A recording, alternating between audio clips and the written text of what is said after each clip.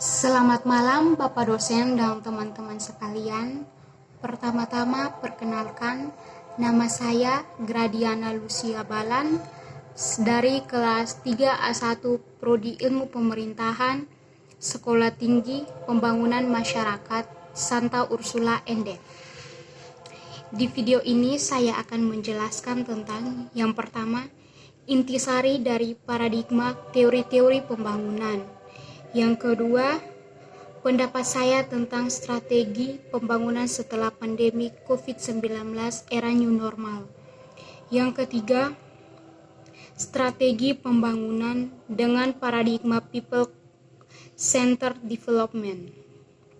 Langsung saja, yang pertama, intisari dari paradigma teori-teori pembangunan. Dalam teori ini terdapat teori modernisasi.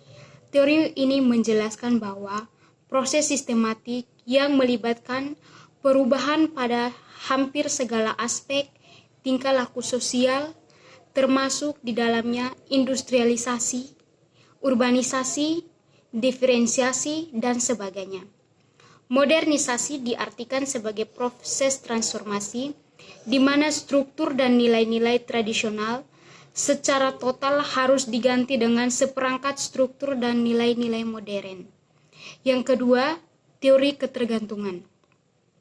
Teori ini digambarkan sebagai proses keterbelakangan atau proses pembangunan, diberi label sebagai ketergantungan dalam pembangunan.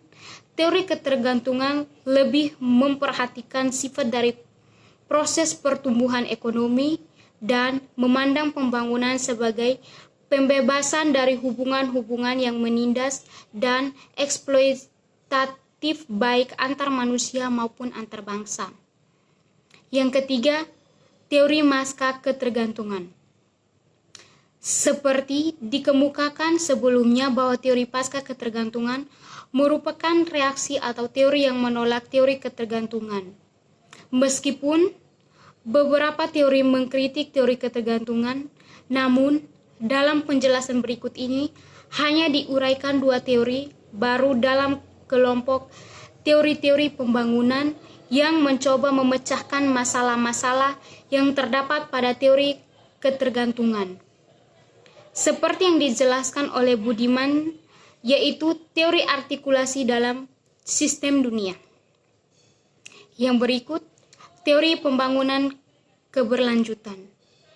Artinya, suatu proses pembangunan yang memanfaatkan sumber daya, arah investasinya, orientasi pembangunan, teknologi dan perubahan kelembagaan dilakukan secara harmonis dan memprihatinkan potensi saat ini dan masa depan. Yang kedua, pendapat saya tentang strategi pembangunan setelah pandemi COVID-19 era new normal di beberapa bidang antara lain. Yang pertama, pembangunan di bidang ekonomi. Pembukaan new normal akan mengambil bentuk yang berbeda, tergantung negara dan wilayah, dan sektor bisnis serta cara yang berbeda. Dan kecepatan yang berbeda pula. Banyak masalah yang perlu dipertimbangkan seperti kestabilan finansial, pola pikir konsumen, dan bagaimana memotivasi dan memastikan keselamatan pekerja, seberapa besar permintaan pasar akan kembali. Yang kedua, perkembangan di bidang politik. Respon dan kebijakan pemerintah pusat dan daerah dalam penanganan COVID-19, tentang otonomi daerah di saat krisis tentang wabah penyakit menular, upaya penanggulangan dan pembiayaan merupakan kewajiban pemerintah pusat. Yang ketiga, pembangunan di bidang sosial.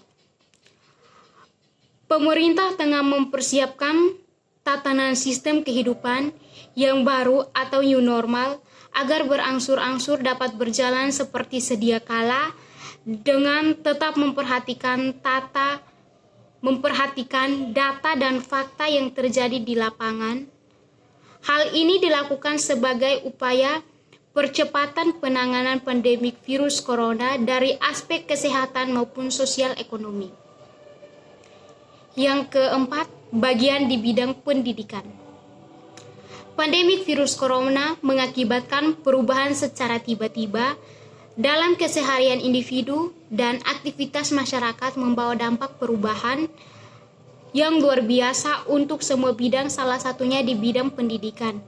Pembelajaran tatap muka yang dilaksanakan 100% di sekolah secara tiba-tiba mengalami perubahan secara drastis. Tak bisa dipungkiri 50% pelajar dan mahasiswa berasal dari masyarakat yang berpenghasilan rendah dan menengah. Yang berikut, pembangunan di bidang keagamaan. Pada masa pandemik ini, semua tempat ibadah ditutup dan banyak orang melakukan ibadat hanya di rumah saja bersama keluarga, baik dipimpin secara mandiri dari salah satu anggota keluarga maupun melalui live streaming. Hal ini dilakukan agar bisa mencegah penularan dan virus corona ini. Pembangunan di bidang lingkungan. Dampak positif ditandai dengan penurunan emisi gas rumah kaca, membaiknya kualitas perairan dan udara perkotaan, serta peningkatan keanekaragaman hayati. Namun di lain pihak, dampak negatif dirasakan terutama pada sektor persampahan dan kehutanan. Jumlah sampah plastik dan medis yang dihasilkan kian bertambah dan deforestasi juga makin meningkat. Yang ketiga, strategi pembangunan dengan paradigma people center development. Pemahaman ini berkaitan dengan pemahaman yang berhubungan dengan ekologi manusia atau yang menjadi pusat perhatian manusia. Ekologi manusia menjadi landasan berkembangnya paradigma pembangunan yang berpusat pada rakyat.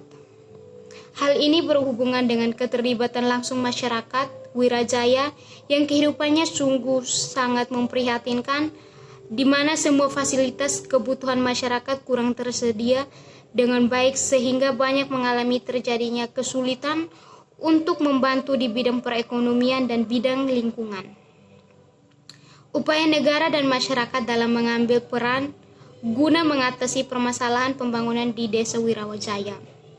Keterlibatan negara dan masyarakat dalam setiap pembangunan merupakan kewajiban yang harus dijalankan supaya masalah yang dialami masyarakat dapat diselesaikan dengan baik agar kehidupan masyarakat selalu diperhatikan dan kebutuhan masyarakat selalu terpenuhi guna mensejahterakan rakyat.